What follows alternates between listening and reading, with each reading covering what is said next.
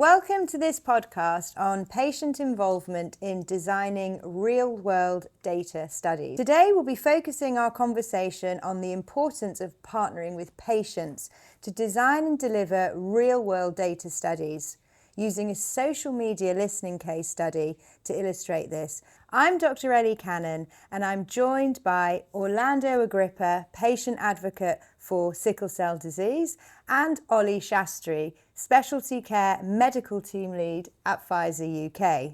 Great to have you both here today. Thank you very much. So, first of all, we're going to be looking at what we really mean by real-world evidence. Obviously, that's a very sort of specialist term that people may not be familiar with. And there's an increasing emphasis now on real-world data and real-world evidence in our decision making. Could you start by telling our listeners, Ollie, what real-world data is and what your thoughts are? So the way I look at this is if you were to give a wearable out and strap that on, you're going to be generating a whole load of data points. That's your real-world data. How we interpret that data and then apply it to a problem would be the evidence. How do we improve or increase that body of evidence to support whatever we think is or isn't happening? And that's how I see real-world data versus real-world evidence. We're obviously talking a lot about patient involvement in terms of real-world data. That's what our podcast is about. Orlando, what does patient involvement mean to you as a patient? I think about it in two sort of dimensions. One, I think across every condition and every walk of life, there are sort of spectrums of or levels of education, and that is no different in sickle as a sort of community as it is in somewhere else.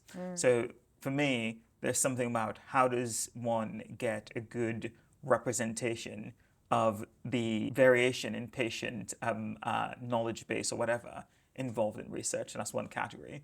Two, how do we ensure that patients are sort of properly embedded in the process as opposed to secondary to the process, i.e. we're simply asking you for your opinion and then we'll go away and interpret it in the way that we think you've said it, as opposed to how do we get you to describe it to us? How do you get it? How do we get you to co-create it with us and then ensure that you have the output in the way that you've understood it and helped to describe it? So I think that's what involvement probably should look like. If you think an involved patient in a clinical trial, for example, are involved in research, but actually what we're talking about here, I think, goes one step before that. Yeah. It's designing that clinical trial or coming up with whatever those outcome measures might be for what we're measuring in that clinical trial to make sure it's really meaningful. So I think there are multiple points at which patients can access and be involved in these sorts of activities. Why would you say the patient involvement is so crucial? I mean, it's obviously very empowering as well for patients. What we need to do is involve patients at a much, much earlier stage and stop pretending we know what patients want and actually ask. I think we'll be surprised with some of the answers that we get. And if we can ensure that we're collecting outcome measures that are meaningful to patients, then whatever you're investigating, when it comes to fruition, you're going to make a difference in the world for those patients in that community. So at the moment, I think we've probably got the cart before the horse. What we need to do is go right back to basics and involve patients much, much earlier to ensure that we're collecting meaningful outcomes. We're also living quite a different world now as well, which lends itself much more easily because of social media to real world data, doesn't it? So looking at that, can you tell us about your social media listening study? We figured that the sickle cell community, I think, are special. There is an inherent, I would say, for historical reasons, a distrust of the medical community. And with the publication of the No One's Listening report, for example, there are some really bad examples of where things have gone wrong in healthcare in the past. And I think patients have understandably become less engaged with the medical profession as a result of stories like that. So what patients are experiencing may not be reported in the clinical environment with healthcare professionals. But you'd be surprised what people put on social media that they would never have told their doctors.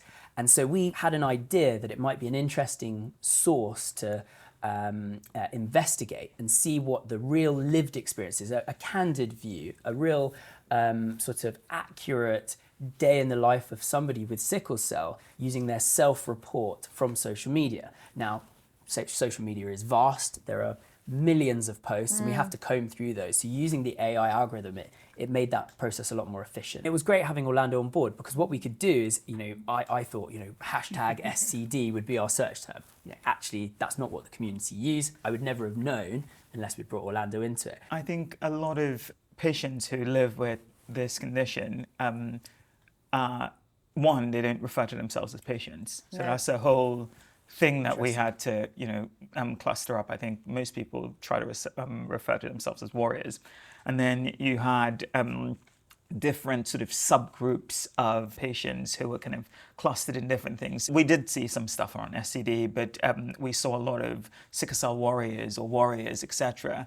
So we did a lot of sort of matching up these terms to be able to get the algorithm to work. I think one of the things that when Ollie and I first started to work on this, I thought this was really different, innovative, but fundamentally, I've never seen across this community anyone independently look at what are the patients saying about their care, about the unmet need, about real-world evidence, about outcomes for them, irrespective of any intervention. What is publicly available on the patient voice, and how do we amplify it with this program? So for us, or at least for me, that was one of the sort of the key reasons that we got together, because it's sort of a megaphone in a structured way for the patient voice to say, these are the things that are important to us, and these are the things that we need the gap to be closed on. Ollie referenced the No One's Listening report, which is obviously sort of very crucial in terms of sickle cell care and, well, the fact that people within the community believe, sadly, that no one's listening. How did this go on from that? Because I suppose you were starting